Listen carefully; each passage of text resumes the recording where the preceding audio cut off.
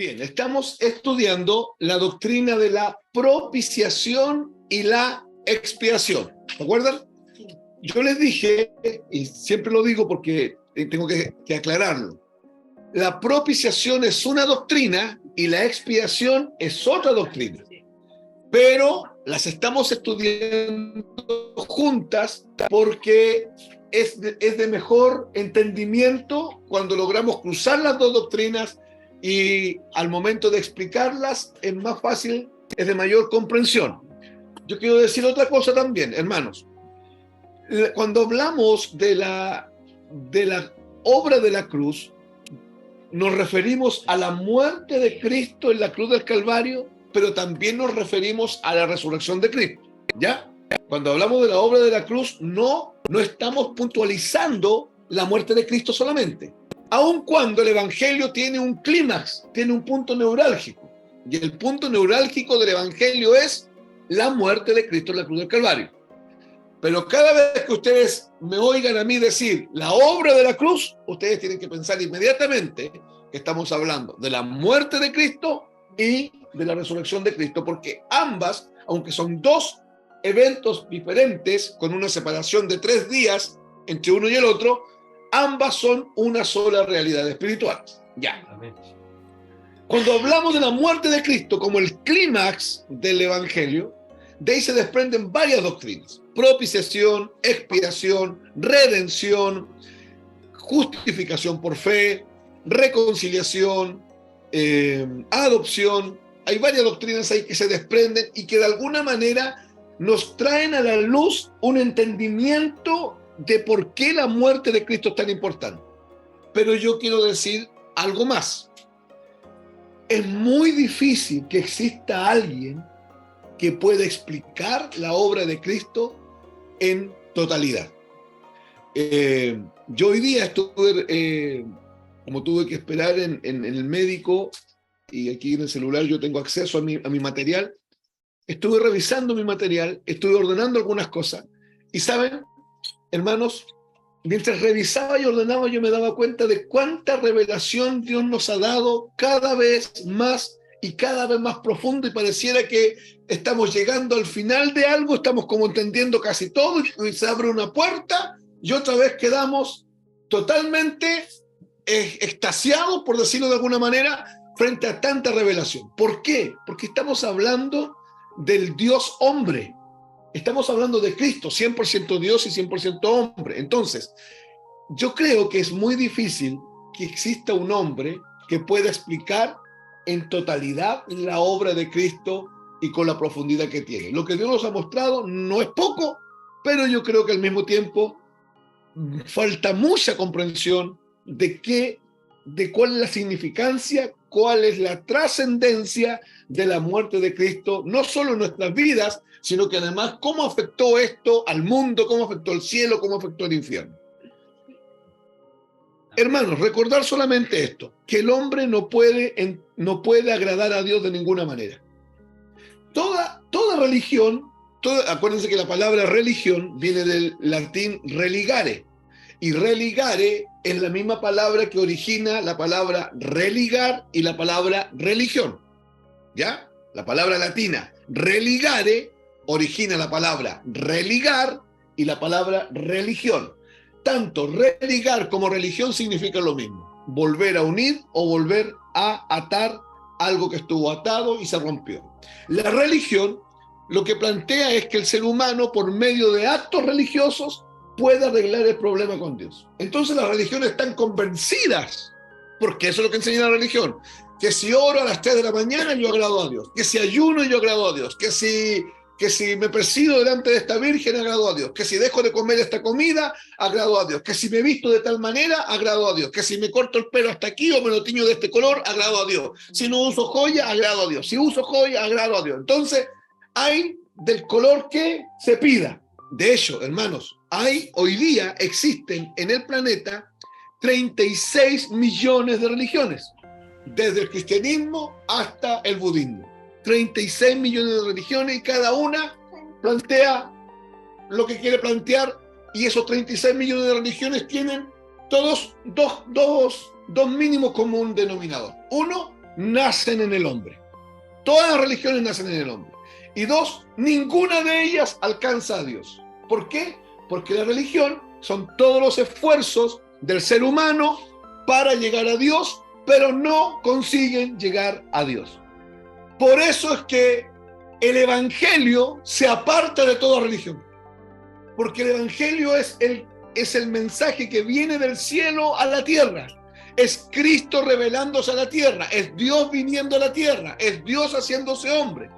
Hermanos, hermanas, perdonen que sea enfático en esto, el hombre no tiene cómo agradar a Dios, no puede.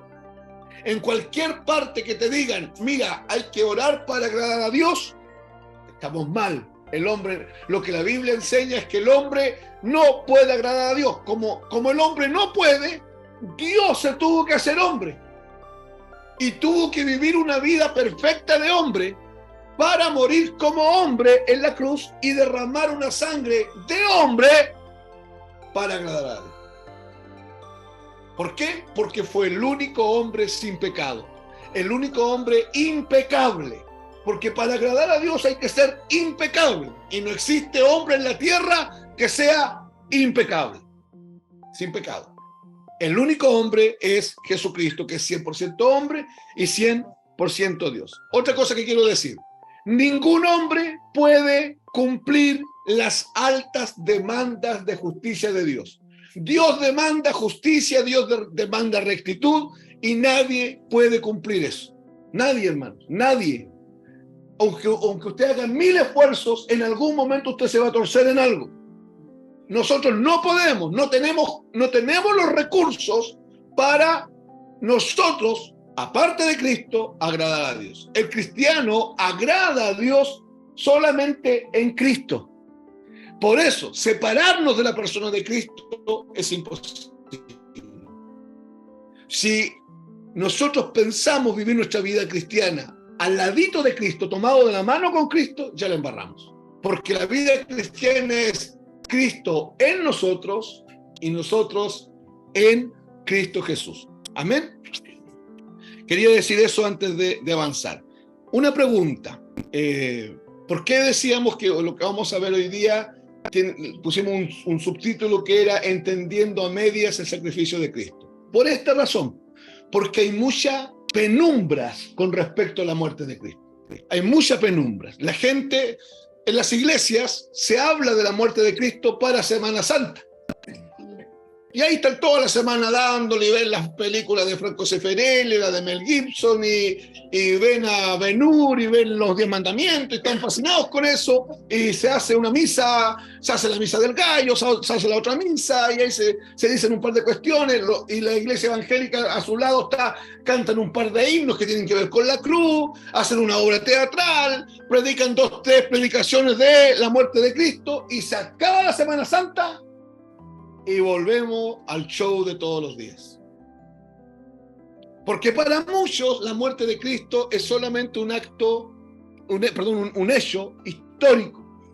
Hay una visión miope de la obra de Cristo. Aún aquellos que hemos recibido algo de revelación, no tenemos total comprensión de la obra de Cristo. No la tenemos. Y pensar que sí la tenemos es un error grande. Ahora, anoten ahí una pregunta. ¿Cómo ve el mundo el hecho de la cruz? Una pregunta que vamos a hacer. ¿Cómo ve el mundo el hecho de la cruz? A ver, hay una visión romántica de la obra de Cristo en la cruz. Basta que nosotros aquí en nuestro pueblo, para los que me están oyendo, nosotros aquí en nuestro pueblo tenemos un cerro que se llama La Cruz. Y ahí hay un Cristo crucificado. Y si subimos y vamos a ver a ese Cristo crucificado, esa estatua que hay ahí es un Cristo en una postura femenina. Si ustedes miran bien cómo está él ahí, él está crucificado con cierto sesgo femenino, con 3, 4 gotitas de sangre, con un rostro famélico, y ese no es el Cristo que murió en la cruz. Isaías 53 nos dice que el Cristo que murió en la cruz sufrió grandemente, fue fue golpeado, fue desolado, fue abandonado, fue vituperado, fue escarnecido, fue molido por el propio Dios. La Biblia dice que fue Jehová el que quiso sujetarlo a padecimiento. Entonces, no hay una visión clara de la muerte de Cristo, hermanos. No hay una visión clara. Yo noté algo aquí. El mundo, cuando ve a la muerte de Cristo, lo ve a la manera de Mel Gibson y su película La Pasión de Cristo, donde lo que se pone de relieve es solo el sufrimiento físico de Cristo. De hecho, esa película es la que más se acerca a los textos bíblicos. Pero lo que pudieron hacer es mostrar un poco el dolor físico. Pero nadie sabe cuál fue el nivel de desolación que Jesús experimentó en la cruz. Porque experimentó traición, abandono de sus seguidores, experimentó la voz del infierno rugiendo sobre él, y quizás el momento más álgido, más complejo de la cruz, el momento en que es abandonado, no por los hombres, por el Padre, a causa de nosotros. De ahí la exclamación en arameo, Eloí, Eloí, lama sabactani. ¿Se acuerdan? Padre mío, ¿por qué me has desamparado? La película de Mel Gibson lo que hizo fue captar el dolor físico, pero estamos con toda la problemática del dolor emocional y con toda la problemática espiritual. Porque Jesús, si te estaba reemplazando a ti, hermano, si te estaba reemplazando a ti, como dice la Biblia, el Jesús de la Biblia era espíritu, alma y cuerpo. No podía ser alma y cuerpo. O no podía ser cuerpo, como algunos herejes planteaban 1000 años atrás. No, era espíritu, alma y cuerpo. Y Jesús sufrió en espíritu, alma y cuerpo en la cruz. El mundo ve el hecho de la cruz como una injusticia que podría haberse evitado, como un mal suceso, lo plantean algunos. Sin embargo, para el cristiano, la cruz debiese ser la justa ira de Dios castigando a su propio Hijo por nuestros pecados. Hermanos, esta es la mirada que usted tiene que tener. Y sabe, yo le quiero decir algo. Yo estoy seguro, cuando yo enseño de la cruz, como hay varios de ustedes que me han oído antes, usted puede estar familiarizado con esto y en su mente usted dejar pasar las ideas, pero no las deje pasar. Hermano, no la deje pasar. Porque si usted no ve la cruz como Dios la plantea, usted está en problema. ¿Y cómo es que Dios la plantea? La mirada que usted y yo tenemos que tener de la cruz es que en la cruz lo que se manifiesta es la justa y santa ira de Dios castigando a Jesús por mi pecado y mi maldad. No podemos tener otra mirada de la cruz. Por eso es que usted no puede mirar la cruz con romanticismo. Usted no puede mirar la cruz con sensibilidad humana. Usted no puede mirar la cruz con casi como una proeza que el Señor hizo. No, porque usted está involucrado. Usted está intrínsecamente involucrado en ese hecho y usted es el responsable de la muerte de Cristo. Entonces, la mirada que el cristiano tiene de la cruz es la justa y santa ira de Dios castigando a Jesús por mi pecado. ¿Me está escuchando? Ya. No pierda esa idea, porque necesitamos entrar en la doctrina de la propiciación con esa idea, no con una idea romántica. No con una idea romántica. Mire, cuando alguien le pregunta, cuando predicamos de la cruz, escúcheme bien, cuando predicamos de la cruz, y yo le pregunto a alguien, hermano, ¿oyó la predicación? Sí, la escuché, hermano. ¿Cómo encontró la palabra? Bonita. Ese es romántico. Ese es romanticismo. ¿Cómo estuvo el culto? Lindo. ¿Qué es eso? Eso es romanticismo religioso. No, en el culto usted tuvo que haber oído a Dios. Usted tuvo que haber sido reprendido por Dios, tuvo que haber sido exhortado por Dios, tuvo que haber sido consolado por Dios, fortalecido por Dios, pero algo te tuvo que haber pasado con Dios. No existe ningún hombre en la Biblia que haya tenido una visión de Dios y haya dicho, ¡ay, qué lindo! Es más, ¿sabe lo que dijo Moisés cuando tuvo una visión con Dios en el monte? Dijo, y la visión que vi del monte es terrible. Terrible y llena de pánico. Porque del monte, dice, salían rayos y centellas. Y una nube de tinieblas cubría el monte. Y era Dios sentado en su trono en el monte. Horrenda es la visión, dice Moisés. Nos dijo que lindo el culto. ¿Está entendiéndome? Todo este romanticismo, todo este humanismo metido en nuestras cabezas y en nuestras filosofías y en todo lo que tiene que ver con las liturgias evangélicas, hay una mirada muy romántica de algo que no es romántico, es triste, es doloroso, al mismo tiempo y paradojalmente es victorioso. Es triste porque es Cristo muriendo en la cruz. Es doloroso porque es el Hijo de Dios siendo castigado por su propio Padre. Es victorioso porque es la libertad de nuestro pecado para siempre. Es el perdón gratuito para todo el que cree para siempre. Entonces, cuando usted mire la cruz, la mirada de la cruz que usted y yo tenemos que tener es la justa y recta y santa ira de Dios castigando a Jesús en la cruz por mi pecado, ni siquiera por nuestros pecados, porque el asunto es personal. Usted necesita siempre estar impactado por la cruz. Hermanos, nosotros nos dejamos de impactar por la cruz y la apatía nos va a envolver, y la mundanalidad nos va a envolver, y vamos a ser seducidos por esto y por aquello, y los temores y los miedos nos van a envolver, y los fracasos nos van a golpear fuerte. Porque lo único que nos libera de todo esto es la cruz.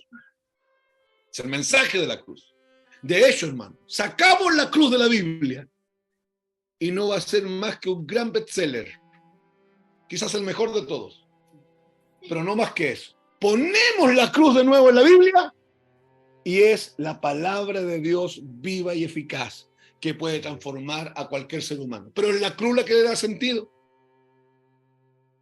¿Me está oyendo? Es la cruz que puede sostener tu vida después que lo perdiste todo. No, los cristianos jamás van a sufrir un problema matrimonial. Eso es falso. Van a haber matrimonios que se van a partir por la mitad. Y los cristianos que están en Cristo, la cruz los va a consolar, los va a sostener, los va a llevar adelante. No, que el cristiano jamás se va a enfermar. Es falso. Muchos vamos a morir con cáncer en el cuerpo. Con dolores quizás. Pero la cruz, solamente la cruz, va a sostener nuestra vida. No, el cristiano le va a ir bien, va a ser prosperado, va a estudiar. Es falso. Algunos van a estudiar y otros nunca van a estudiar. Algunos van a tener cuenta corriente y otros nunca van a tener cuenta corriente. Algunos van a tener casa propia y otros nunca van a tener casa propia. Pero en todo esto, la cruz se vuelve el pilar y el baluarte de nuestra vida. Pero tengo que tener la mirada correcta. ¿Cuál es la mirada correcta? Es la justa, recta y santa ira de Dios castigando a Jesús en la cruz por mi pecado. ¿Se está entendiendo, cierto? Si un alma mira a Jesucristo solamente como alguien que sufrió un castigo por la gente mala e injusta de su época, si un hombre mira eso, si un alma de un hombre o de una mujer mira de esa forma, si mira a Jesús siendo castigado por la gente mala e injusta de su época, no está entendiendo el Evangelio. Pero si lo vemos como el sustituto de nuestro castigo, la cosa cambia. Porque, hermano, no es Jesús muriendo por la gente mala, es Jesús muriendo en mi lugar. Si yo no entiendo la cruz así, hermanos, no entiendo el Evangelio. Hay muchos muchos que dicen tener fe en Jesús y que pasan por la cruz así, superficialmente, como un temita más, y como lo pasan superficialmente, ellos dicen, bueno, sí, Jesús vino a morir por nosotros. Y gracias a Jesús por eso, gloria a Dios, aleluya por eso, Señor. Esa es una comprensión rancia del Evangelio. Yo tengo que entender que Jesús está muriendo en la cruz, una muerte sustituta, una muerte vicaria, está muriendo en mi lugar porque el malo soy yo. Si tengo esa mirada, la cuestión cambia radicalmente. ¿Se está entendiendo? Cristo no necesita nuestra compasión humana. Eso es romanticismo. Pobre Jesús. Tanto que sufrió el Señor por mí. Y pensamos que con eso estamos entendiendo todo. Hermano, Jesús no necesita tu compasión. Es al revés. Yo necesito su compasión. Yo soy el miserable. Yo necesito que Él todos los días renueve su misericordia. Hay un texto, no me quiero apartar, pero hay un texto cuando las mujeres, cuando llevan a Jesús, ¿se acuerdan que lo van llevando hacia el Gólgota? Y dice la Biblia, uno de los evangelios dice que las mujeres lloraban por Él. Y Jesús se da vuelta y le dice, mujeres,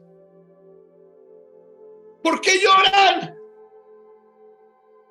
Si las mujeres no hubiesen podido responder, le hubiesen dicho, por ti, maestro, porque estás sufriendo. Eso no aparece en el texto. Aparece esto, mujeres, ¿por qué lloran? Llorad por vosotras y por vuestros hijos, porque ustedes son los que están en problemas. ¿Se entiende? No podemos tener esta mirada romántica. Y a mí me asusta, yo quiero ser muy honesto, me asusta que después de tantos años predicando el Evangelio, nosotros nos familiaricemos con la cruz, al punto de que cuando hablamos de la cruz no nos interese. Porque ya lo oímos el mensaje. A mí me ha pasado que estoy compartiendo de la propiciación, de la expiación, de la justificación y la gente como que, no es que eso ya hermano, otra vez, eso sí ya lo estudiamos. Olvidándose de que la revelación es progresiva. Cada vez el Señor nos va a hablar con más profundidad. Cada vez. Nunca vamos a tocar un texto bíblico en la misma magnitud de profundidad que la otra, porque la revelación es progresiva. Siempre Dios muestra más y más y más del asunto. Al mirar el hecho de la crucifixión, tendríamos que ver que Cristo es justo y que nosotros somos los injustos. Que Dios, para perdonarnos, tuvo que castigar a Jesús en mi lugar. Que el sufrimiento de Cristo fue más allá de los clavos, fue más allá de las laceraciones, fue más allá de los golpes. El sufrimiento de Cristo lo traspasó internamente. ¿Cómo habrá sido, hermanos? Ustedes tienen que entender algo. El Padre, el Hijo y el Espíritu Santo, aunque son tres personas, son un solo Dios. Cohabitan juntos y coexisten juntos. Son, escuchen, indivisibles. Son inseparables. Tiene uno un conocimiento total y cabal del otro, porque tienen la misma mente, el mismo sentir, la misma voluntad, el mismo propósito. Jamás su relación entre ellos tres se ha alterado por algo. Jamás, salvo en la cruz. ¿Cómo habrá sido, hermanos? Porque nosotros lo podemos experimentar cuando una mamá pasa mucho tiempo con su hijo, cuando un esposo pasa mucho tiempo con su esposa, cuando una hija pasa mucho tiempo con su papá, llegan a un conocimiento de que el otro dice, ¿qué te pasa? ¿Andas raro? ¿Estás enojado? ¿Qué dije? ¿Qué te hice ahora? ¿Qué te pasa? Y el otro responde, nada. Y todos saben que pasó algo. ¿Cierto? ¿Por qué? Porque hay un conocimiento que va más allá del lenguaje verbal. ¿Estamos de acuerdo? Ya. Eso elevado a la exponencia n, pasa entre Dios Padre, Dios Hijo y Dios Espíritu Santo. Hay una comunión, hay una intimidad tan grande, pero en la cruz, por única vez, se ve alterada. Que el Hijo dice, Padre mío, ¿por qué me has desamparado? ¿Qué habrá sentido Jesús? ¿Qué habrá experimentado Jesús para decirle al Padre, estoy experimentando algo que nunca en la eternidad lo experimenté? No es que se separaron, porque son indivisibles. ¿Entiendes? Pero sí Jesús, al ver enfrentado a este desamparo, lo que él experimenta es este asco, esta repugnancia, este desazón de Dios con el pecado. Porque en el cuerpo de Jesús está puesto y cargado por imputación nuestro pecado. Por eso que ustedes saben encontrar en los Salmos, sobre todo, con tantos textos mesiánicos, donde el rey David u otros escritores escribieron, no escondas tu rostro de mí. Esos textos son mesiánicos, apuntados a lo que pasó en la cruz. ¿Qué pasó en la cruz? Dios Padre escondió el rostro de su Hijo, porque su Hijo, escuchen, hedía a pecado. Y hedía a pecado porque estaba cargando mi pecado. Por eso es que no tenemos que tener una visión romántica del asunto. ¿Alguien puede leer Gálatas 3:13? Hermano, me pregunta, Jesús siempre supo al punto que iba a llegar su muerte. ¿Jesús hombre? Hombre. No. O sea, y Jesús Dios. Sí, lo sabe todo. Jesús Dios sí, pero Jesús hombre, él iba, a medida que él iba creciendo, él iba adquiriendo sabiduría. Por eso dice la Biblia que Jesús crecía en gracia, en estatura y en sabiduría, en conocimiento, para con Dios y para con los hombres. Pero Jesús Dios sabía todo, porque es omnisciente, omnipresente, tiene conocimiento de todas las cosas. ¿Ya? Gálatas 3:13. Alguien léalo fuerte. Cristo nos redimió de la maldición de la ley, hecho por nosotros maldición, porque está escrito, maldito todo el que es colgado en un madero. Ya, tú leíste la NBI, ¿cierto? ¿No? ¿La Reina Valera? A ver, ya, de nuevo, hermana. Cristo nos redimió de la maldición de la ley, hecho por nosotros maldición, porque está escrito, maldito todo el que es colgado en un madero. Ya, porque esa es la correcta. Así está, porque hay otro texto, otra versión que dice, fue hecho maldición, pero el texto hecho en primera persona, hecho por nosotros maldición, es lo que corresponde, porque él se hizo maldición. Hermano, ¿usted está escuchando esto? Él es el bendito. De eso la Biblia proféticamente lo llama el bendito de las naciones, el bendito de Israel. Y él, siendo el bendito, según Gálatas 3:13, se hizo maldición. Y fue hecho dice por, ¿cierto? Sí. En griego, la preposición por es uper, con H. Y uper significa en lugar de nosotros. Porque los que éramos maldición, éramos nosotros. Y él, al tomar nuestro lugar, él es hecho maldición en lugar de nosotros. Esa partecita, esa es la doctrina de la sustitución. Él tomando el lugar de nosotros, él sustituyéndonos. Pero para sustituirnos, él tenía que sustituirnos en nuestra maldad, en nuestra corrupción, en nuestro pecado, en nuestra ignominia, en nuestra desobediencia. Ahora, él nunca pecó, él nunca desobedeció. Jamás hubo en él ignominia, jamás hubo en él desobediencia. Pero por efecto de imputación legal, se tomó mi maldad, se tomó mi ignominia, se tomó mi pecado y se cargó, se imputó legalmente en él. Y en términos de legalidad, Jesús fue un pecador en la cruz. En términos de legalidad. Porque Jesús nunca pecó. ¿Ya? Cuando usted y yo vemos la cruz, eso es lo que tenemos que ver. No podemos perder de vista eso. Cuando cantamos en la cruz, lo primero vi la luz, eso es lo que tiene que estar en nuestra mente, para que nuestro culto sea racional, para que nuestra alabanza sea real. Porque hoy día, hermanos, la alabanza, en términos generales estoy hablando, no es más que música, lindas melodías, y la gente no tiene ninguna comprensión de lo que está cantando. Cuando yo digo, cuando yo canto, Santo Espíritu, ven, ven, ven, ¿han oído esa canción? Sí. Santo Espíritu, ven, ven, ven, soy un hereje, porque el Espíritu Santo vino y mora dentro de mí.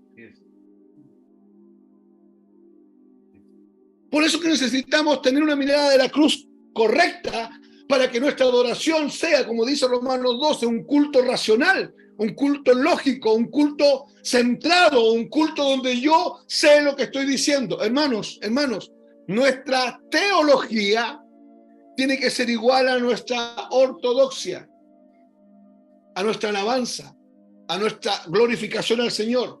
Si yo predico la cruz, nuestra alabanza tiene que ser centrada en la cruz. Si mi fe está centrada en Cristo muerto en la cruz, eso es lo que yo tengo que cantar delante del Señor. Amén. Debemos entender que Jesús no fue solo castigado por el pueblo de la época, sino que fue castigado en manos de Dios, por el propio Dios, por todos aquellos que podían creer en él. Jesús no murió, como dicen algunos, solo por los elegidos. Jesús murió por todo el mundo. El problema es que la gran mayoría le va a rechazar. Y le va a rechazar porque amaron más las tinieblas que la luz. Pero Jesús murió por todos los hombres. Hermanos, cuidado con eso. No murió por los elegidos. Su muerte no fue selectiva. Murió por todos los hombres. Cuidado con eso. Cuidado con lo que escuchen en internet. Murió por todos los hombres. La gran mayoría no se va a convertir. Y no se van a convertir, según Juan capítulo 3, 18 y 19, porque amaron más las tinieblas que la luz. La luz vino al mundo, la luz es Cristo, vino al mundo y ellos le rechazaron porque amaron más las tinieblas que la luz, porque sus obras eran malas. Eso dice el texto.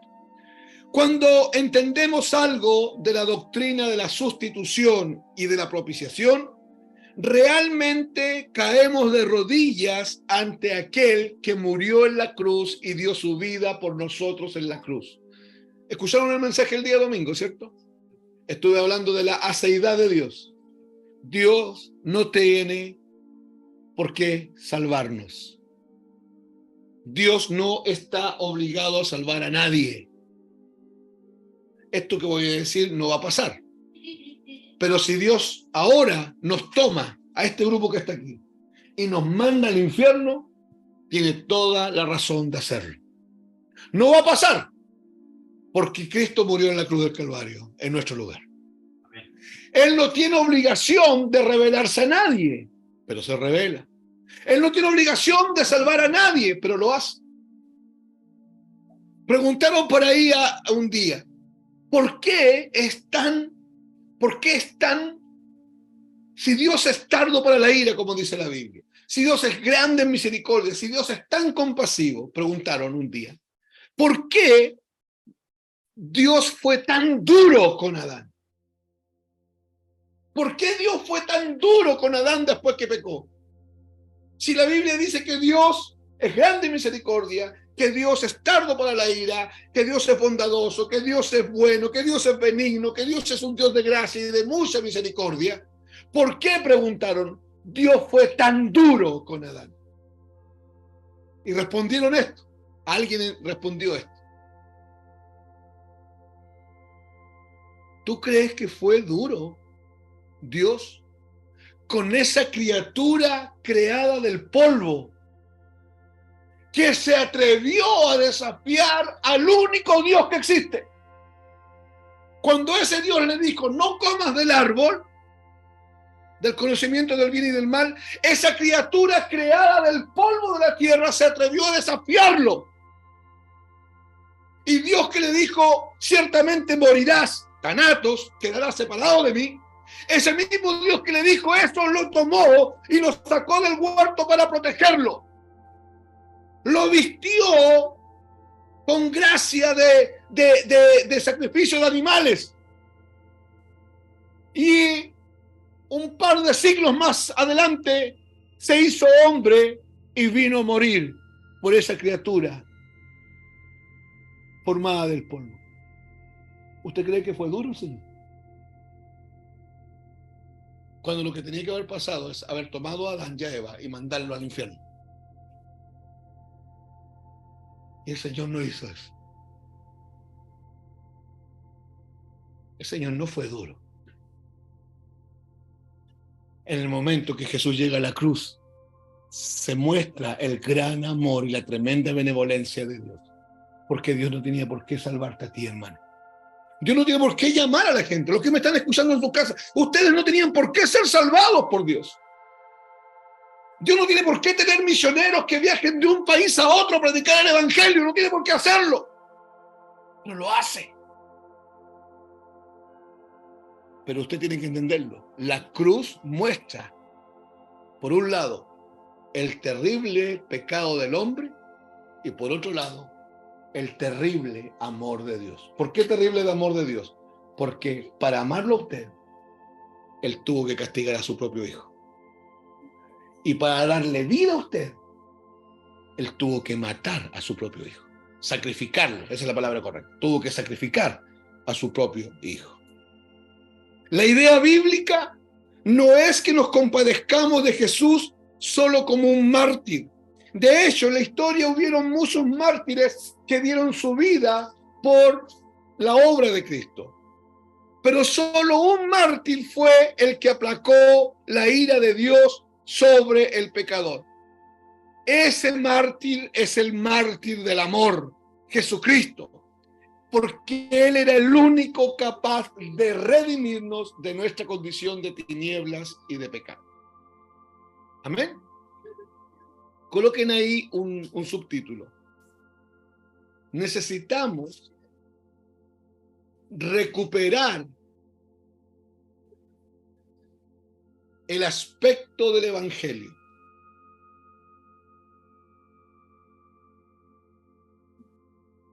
¿Cuál aspecto? Que la ira de Dios cayó sobre Jesús, el lugar nuestro.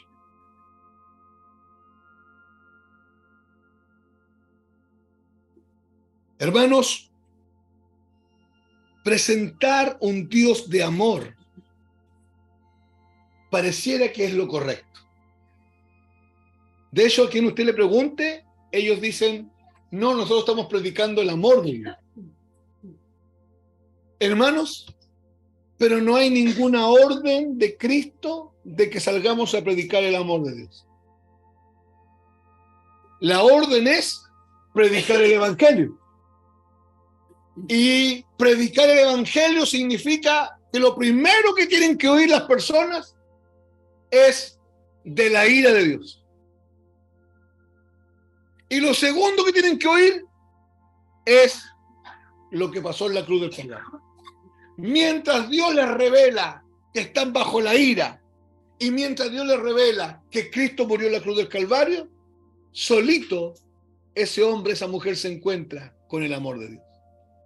Hermanos, por eso Juan, el mismo que escribió el libro de Juan, fue el que escribió primera, segunda y tercera de Juan y fue el mismo que escribió el libro de Apocalipsis.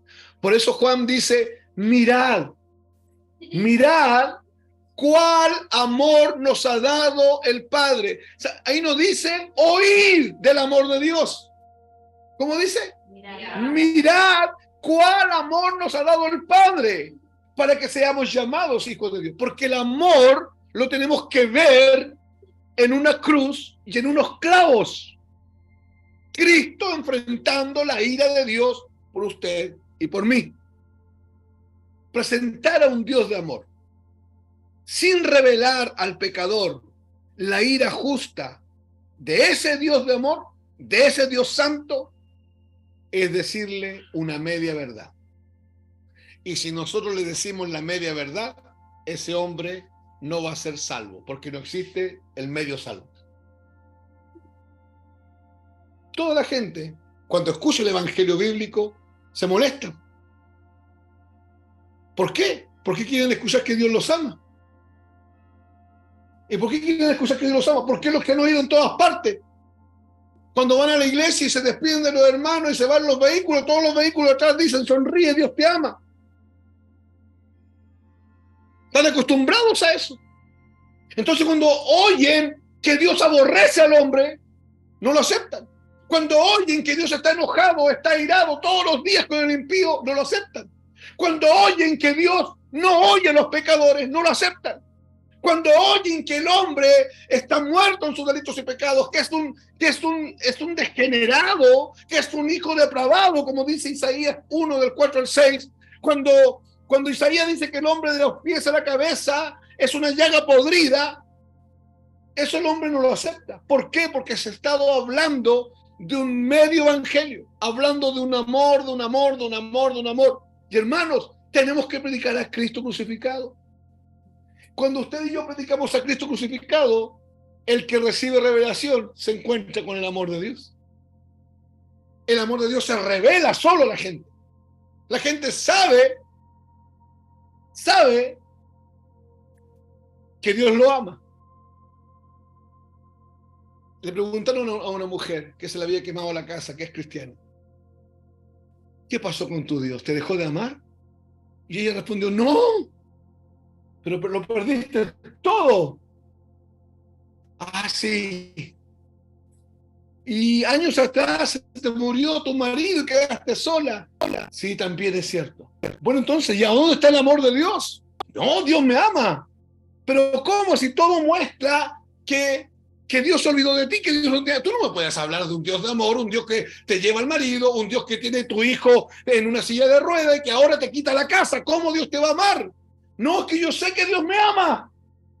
¿Y cómo lo sabes? Porque murió en mi lugar en la cruz. Todo lo demás es romanticismo. Porque la muestra más grande de amor tiene forma de cruz. El falso evangelio, ¿sabe lo que te dice? Que como Dios te ama, te va a bendecir. Que como Dios te ama, vas a tener un buen trabajo. Que como Dios te ama, vas a ser profesional ABC1. No hay técnico en el reino de Dios, puro ABC1 nomás, porque Dios lo ama. Ese es el falso evangelio. El falso evangelio te va a decir que tú no te vas a enfermar, y si estás enferma es porque algún pecado tienes oculto por ahí.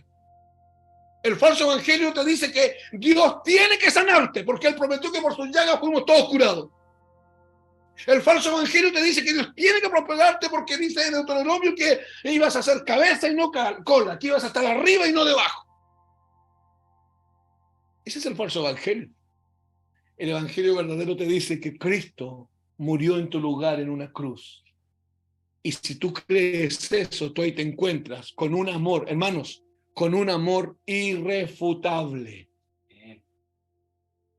Hermana, si tu marido te desprecia, Cristo te amó en la cruz. Si tu mujer te desprecia, Cristo te amó en la cruz. Si tus hijos te desprecian, mamá, papá, Cristo te amó en la cruz. Si tu madre te desprecia, si tu padre te desprecia, Cristo te amó en la cruz. Si los que desean ser tus amigos te desprecian, Cristo te amó en la cruz. Si todo el mundo se olvida de ti, te pisotea y se olvida de ti y te desprecia, mira la cruz. Porque no hay un mayor amor derramado en la cruz. En un lugar que no sea la cruz. Dios escogió un monte llamado el Gólgota.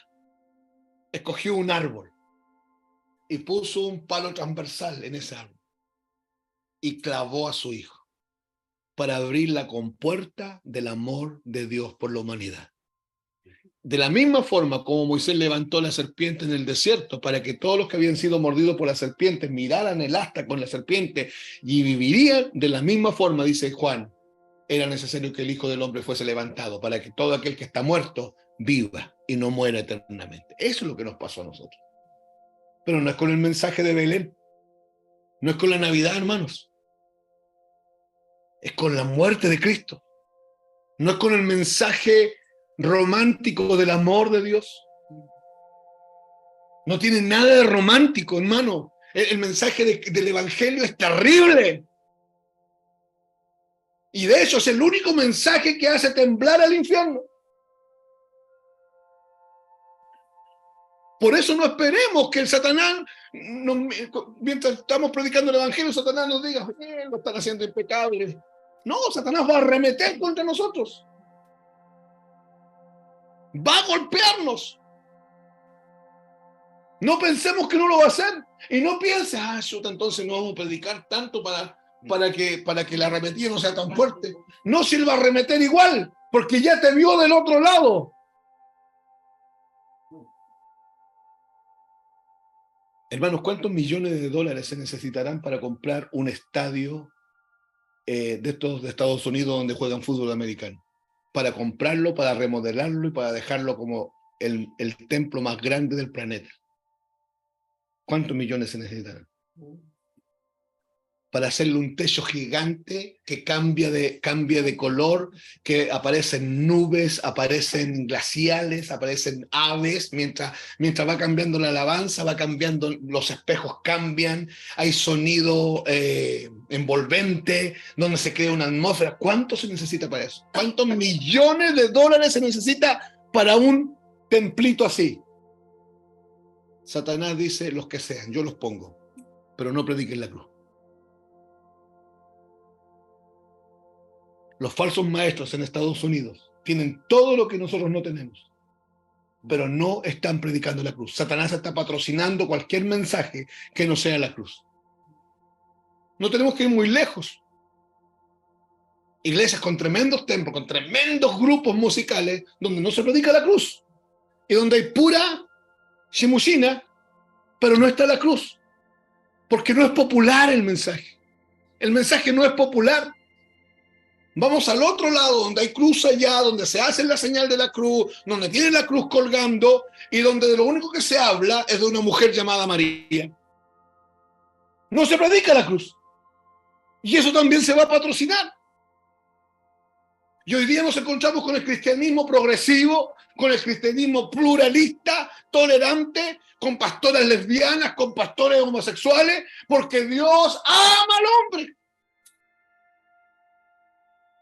Y si vemos y ponemos la cruz, todo eso cae al suelo.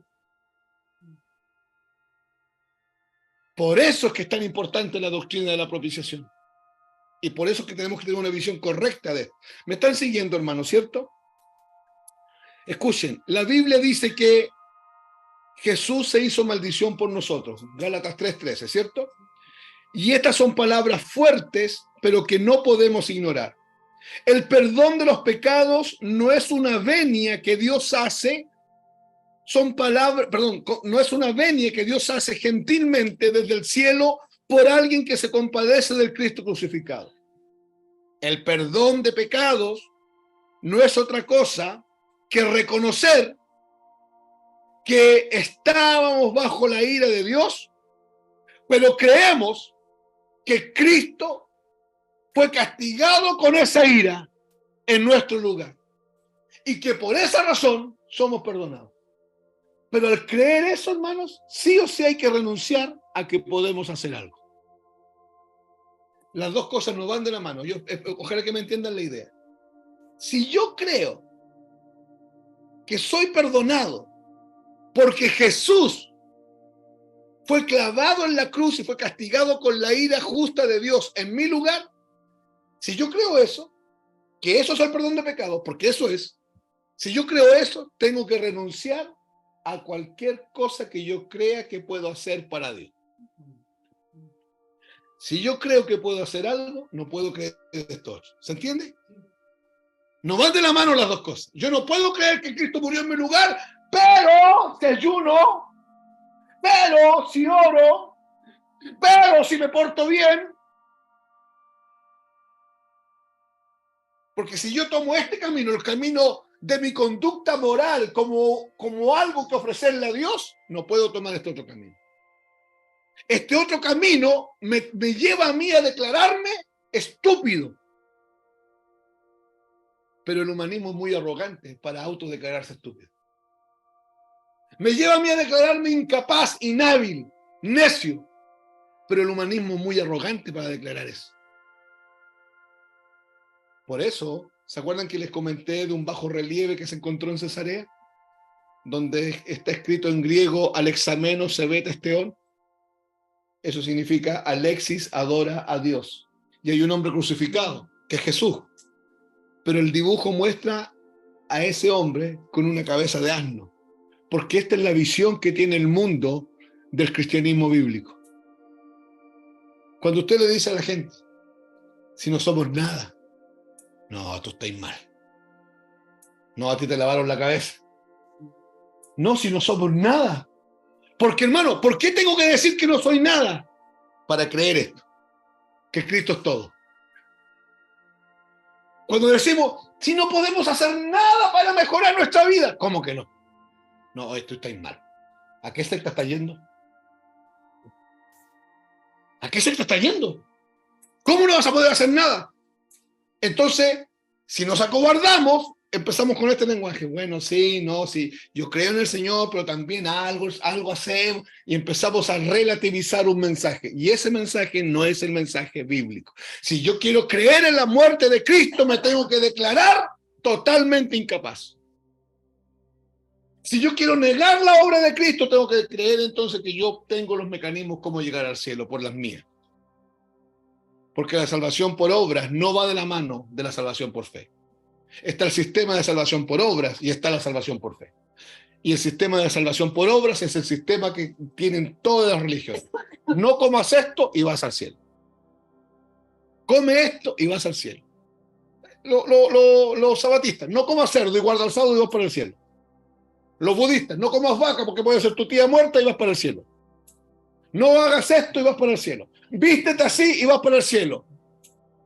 No te cortes el pelo y vas para el cielo. No te tiñas el pelo y vas para el cielo. Usa la falda hasta los talones y vas para el cielo. ¿Me están escuchando?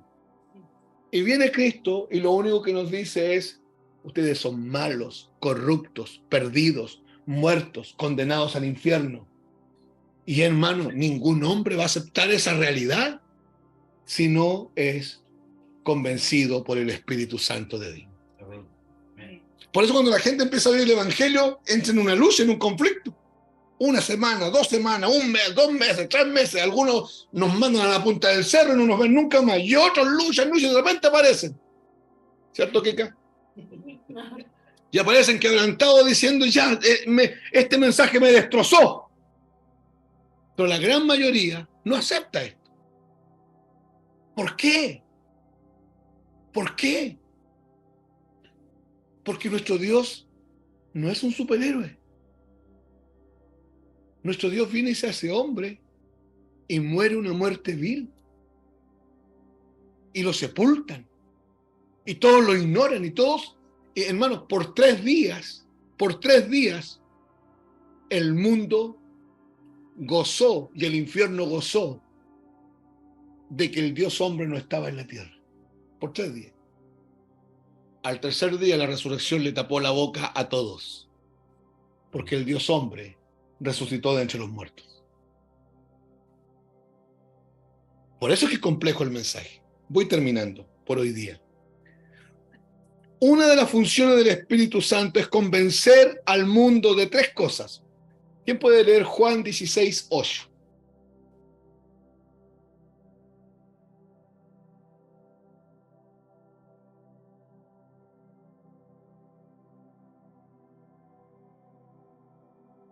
Juan 16:8. El que lo tenga, léalo fuerte. Ya. Y cuando Él venga, convencerá al mundo de pecado, de justicia y de juicio. Y cuando Él venga, no dice convencerá a los elegidos. Al mundo. No dice convencerá a los que están predestinados para la salvación. Convencerá al mundo. Escuche, no dice que Él va a venir y va a tocar mírenme por favor. Él va a venir a tocar al que está muerto y lo va a regenerar. No dice así. Dice que los va a convencer.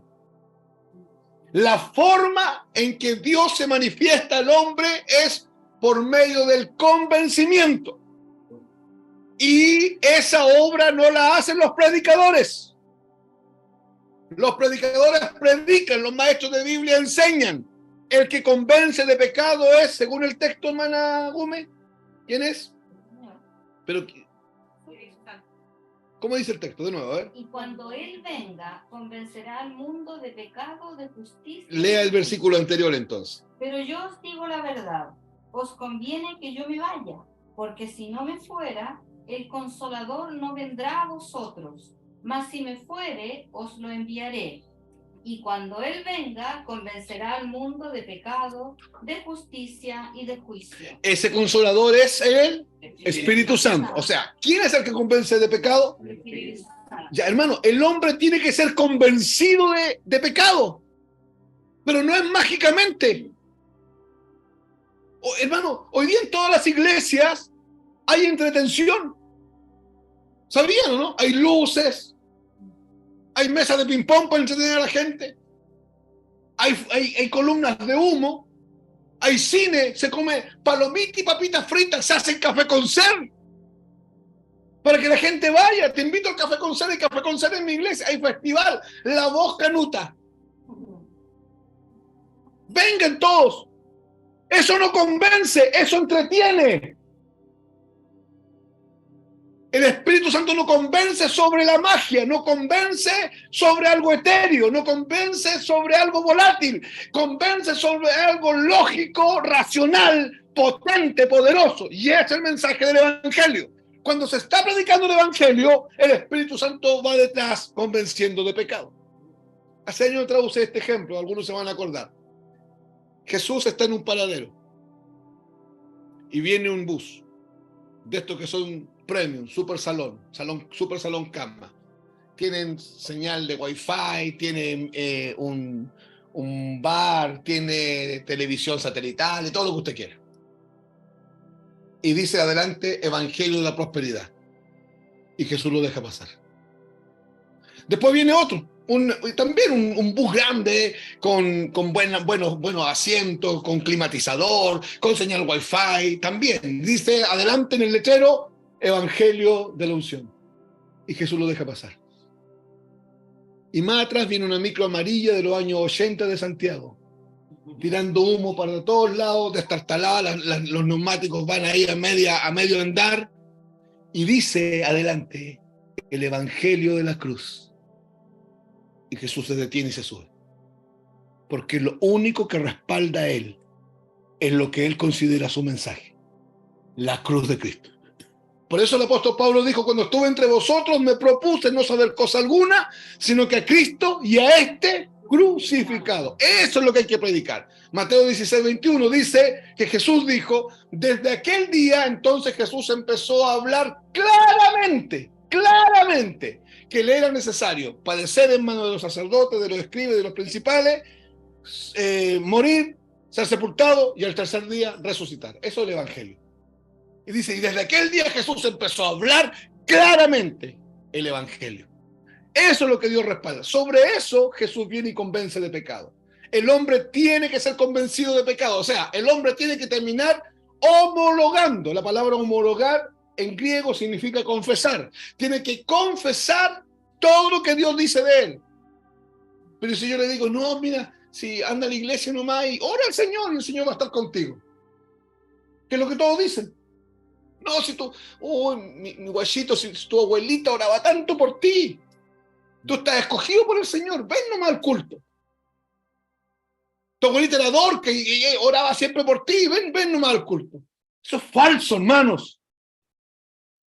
Eso es falso.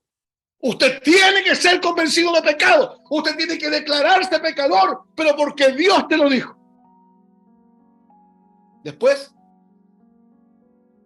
usted tiene que ser convencido de que usted necesita ser justificado por Cristo. Que en usted no hay justicia propia, que usted no tiene cómo arreglar su vida. Porque, hermanos, el Evangelio no arregla las cosas. lo hace nuevo.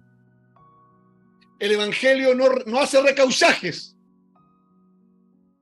no hace parches, no parcha, no recauchaje, no arregla el asunto. No, el hombre no tiene arreglo. Cuando llega el Evangelio, toma al viejo hombre, toma a la vieja mujer y la tira a la basura, y por medio de la justificación por fe, Dios viene y crea una nueva criatura que no existía antes. Una nueva York, una nueva Sandra, un nuevo Nicolás, una nueva Erika, una nueva Gumercinda, un nuevo Nacho, que no existía antes, porque lo otro no sirve, no tiene cómo agradar a Dios. Y esta nueva criatura es una fusión maravillosa, es Cristo y usted una sola cosa. Por eso dice el Evangelio que es Cristo en vosotros la esperanza de gloria. Por eso es que nuestro estado hoy actual en la luz es en Cristo, no con Cristo.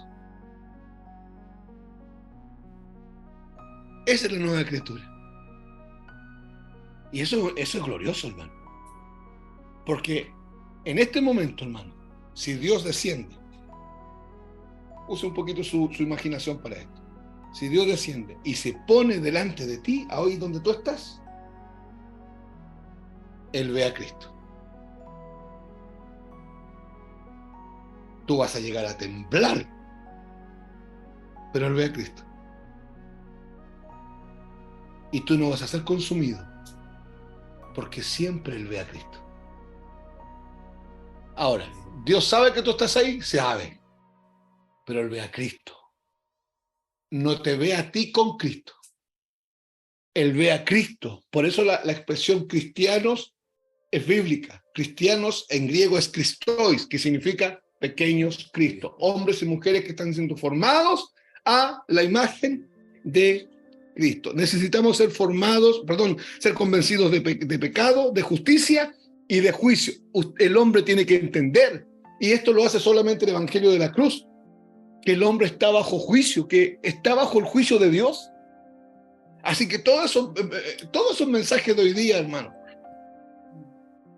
la iglesia moderna, ¿sabe cómo llama al hombre común? Lo llama a subir la autoestima, lo llama a ser bendecido por el Señor, porque hay un potencial. ¿Sabe cómo están? Le llaman los falsos maestros de Latinoamérica a los cristianos. ¿Qué es lo que les dicen? Saca el campeón que llevas dentro. ¿Qué campeón, hermano, si no damos ni para medio cuarto? ¿De qué estamos hablando? Si no, hermano, ustedes saben de lo que yo estoy hablando. A veces no podemos ni con nuestra propia vida. ¿De qué estamos hablando? ¿Qué campeón? ¿Qué potencial? El Evangelio bíblico, ¿sabe lo que lo hace decir a uno? Sí, Señor, yo merezco el infierno. Sí, yo delante de ti no me voy a esconder. Yo merezco el infierno. Pero gracias porque no voy para allá. Pero lo merezco. Por eso que tenemos que ser convencidos de pecado, de justicia y de juicio. Escuche. No presentar el Evangelio de esta forma es una deshonra al Espíritu Santo, omitiendo su función.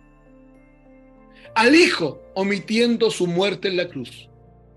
Y al Padre, omitiendo que Él ha juzgado al mundo y lo ha hallado culpable del infierno. No predicar así. No es que son faltas de amor.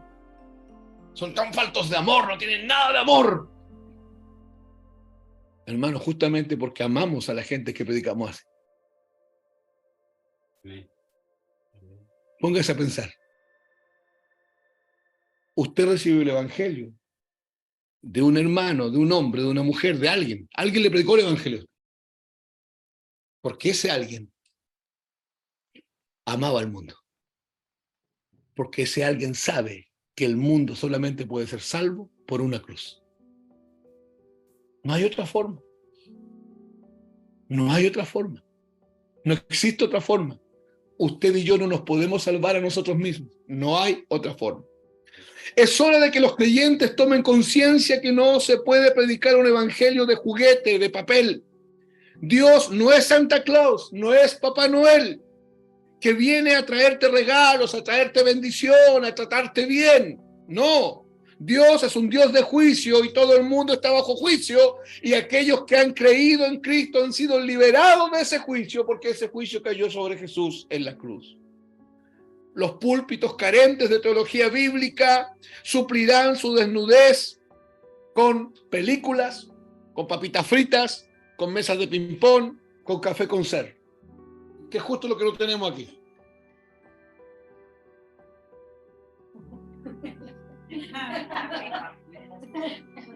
Salvo hoy día.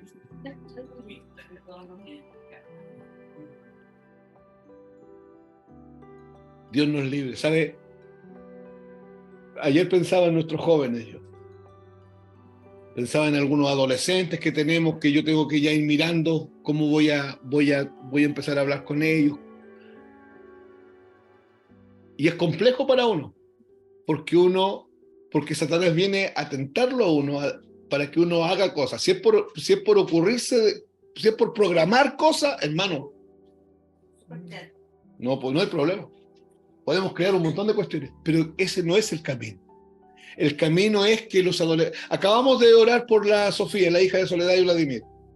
Para que esa niña se convierta, ella tiene que ir al Evangelio. Yo no la puedo entretener. Hay que orar para que un día la Sofía se produzca tal necesidad de oír el Evangelio que uno de nosotros le pueda compartir el Evangelio. Es la única forma. Si yo le busco canales de entretención, la voy a apartar para siempre de la cruz. Por eso es que no tenemos nada que nos entretenga. Por eso, hermanas amadas, que ustedes no tienen un taller de costura. Las Dorcas de esta iglesia no se juntan a hacer costuras. ¿Pero por qué no, hermano? No, porque hay que predicar el Evangelio, no perder tiempo. Escuchaba a un predicador en estos días que él decía, porque le preguntaron, alguien le dijo, pastor, ¿cuántos años sin vacaciones? Y él dijo, como 5. ¿Y por qué no se toma unos días? No, si he tratado. Pero cada vez que trato, hay que ir a predicar allá, hay que ir a predicar acá. Y él empieza a contar eso y de repente dice, y voy a sudar en este púlpito, y si es necesario derramar sangre en este púlpito, y voy a predicar hasta que mi garganta hasta que mis huesos me permiten estar de pie 1 hora predicando, hasta que mi cabeza se recuerde de los textos bíblicos, y cuando no me quieren escuchar aquí, me voy a ir a la calle a predicar, porque voy a pasar la eternidad de vacaciones. Pero ahora, lo único que tenemos que hacer es predicar el Evangelio. Hermano, no podemos hacer otra cosa. Si la cruz es el camino al cielo, no podemos dejar de predicar aquello. Una de las causas para no predicar la justa ira de Dios sobre el pecado es un desconocimiento de quién es Dios y de quién es el hombre. Y la propiciación, la doctrina de la propiciación, nos dice quién es Dios y quién es el hombre. Amén.